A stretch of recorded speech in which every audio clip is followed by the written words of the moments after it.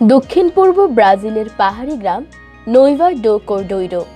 এই গ্রামের সব নারী খুবই সুন্দরী, কিন্তু তা সত্ত্বেও জীবনসঙ্গীর অভাব তাদের। বিয়ের জন্য তারা উদগ্রীব, কিন্তু কিছুতেই এই সুন্দরী তরুণীরা খুঁজে পাচ্ছেন না পাত্র। আর সে কারণেই অবিবাহিত অবস্থাতেই থাকতে হচ্ছে এই সুন্দরী তরুণীদের। খবরটি দিয়েছে আন্তর্জাতিক গণমাধ্যম ওড়িশা পোস্ট। ব্রাজিলের নোইভাস ডো কর্ডেইরো গ্রামে নারীদেরই আধিক্য বেশি। ৬ শতাধিক নারী থাকেন এই গ্রামে।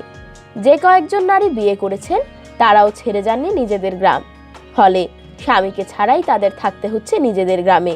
সপ্তাহ শেষে 2 দিনের জন্য স্বামীরা গ্রামে আসেন। তাছাড়া এই গ্রামের ছেলেদের বয়স 18 বছর হলেই পাঠিয়ে দেওয়া হয় বাইরে, ফলে ক্রমেই পুরুষশূন্য হয়ে পড়েছে গ্রামটি।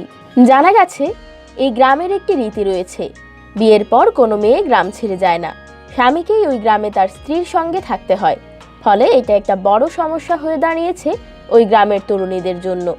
সুন্দরী এবং বিবাহযোগ্যা হলেও মেয়েরা সঙ্গী খুঁজে পাচ্ছেন না। গ্রামে স্ত্রীর সঙ্গে থাকতে হবে বলে আশেপাশের এলাকার কোনো পুরুষও ওই গ্রামে বিয়ে করতে চান না।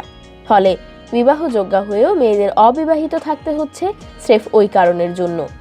এর পিছনেও একটি কাহিনী রয়েছে। জানা যায় 1890 সালে মারিয়া সেনহরিনো ডি লিমা নামে একটি মেয়েকে তার ইচ্ছার বিরুদ্ধে বিয়ে দেওয়া হয়। এরপরই তিনি শ্বশুরবাড়ি ছেড়ে নোইভাস ডো কর্ডেইরোতে এলাকায় চলে আসেন।